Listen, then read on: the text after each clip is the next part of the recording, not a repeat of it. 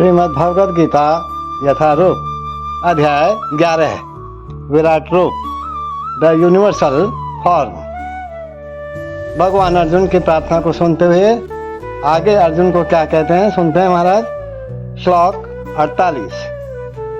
न वेद यज्ञ अध्ययने न दाने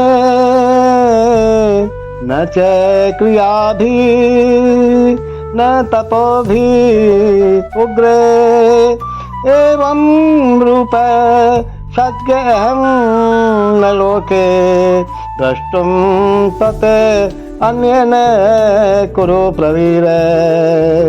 न वेद यज्ञे अध्ययने न दाने न च क्रियाभि न तपोभि उग्रे एवं रूप शक्य अहम न लोके द्रष्टुम त्वत् अन्येन कुरु प्रवीर।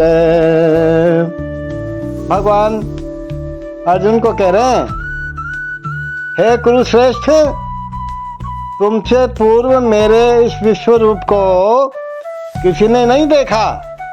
जैसे अभी अपन ने ऊपर वाले श्लोक में भी तो सुना था महाराज। फिर कह रहे हैं भगवान, क्योंकि मैं, देखो बड़े ध्यान से समझने की बात है महाराज। क्यों नहीं देखा?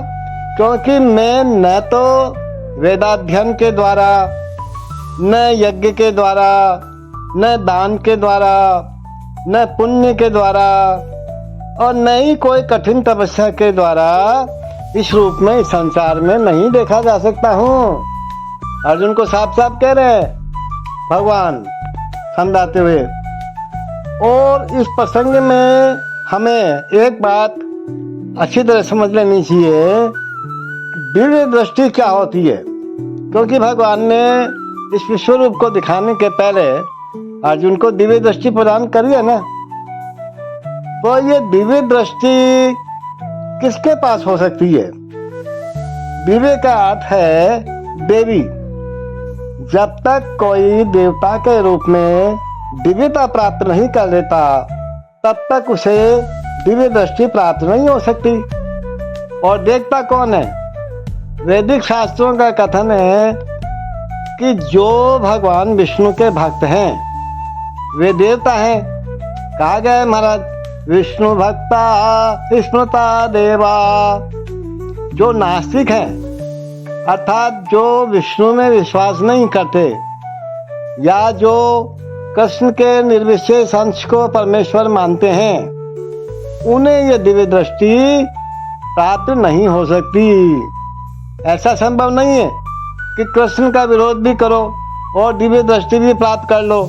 ऐसा संभव नहीं है। और दिव्य बने बिना दिव्य दृष्टि प्राप्त नहीं की जा सकती। दूसरे शब्दों में, जिन्हें दिव्य दृष्टि प्राप्त है वे भी अर्जुन की तरह विश्व रूप देख सकते हैं। और भगवत गीता में विश्व रूप का विवरण आया है महाराज। यद्यपि अर्जुन के पूर्व यह विवरण अज्ञात था, किंतु इस घटना के बाद अब विश्व रूप का कुछ अनुमान लगाया जा सकता है। जो लोग सचमुच ही दिव्य हैं वे भगवान के विश्व रूप को देख सकते हैं। किंतु कृष्ण का शुद्ध भक्त बने बिना कोई दिव्य बन ही नहीं सकता। पहले शुद्ध भक्त तो बनो। किंतु जो भक्त सचमुच दिव्य प्रकृति के हैं और जिन्हें दिव्य दृष्टि भगवान की कृपा से प्राप्त है, वे भगवान के विश्व रूप का दर्शन करने के लिए उत्सुक ही नहीं रहते।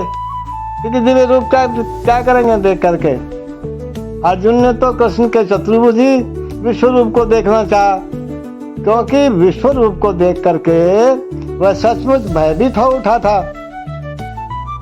तो भले ये जो सारे कार्य होते हैं, तपस्या, दान, वेदाध्ययन आदि कोई करे, किंतु जब तक वह अर्जुन की भांति भक्त नहीं होता तब तक वह विश्व रूप का दर्शन नहीं कर सकता।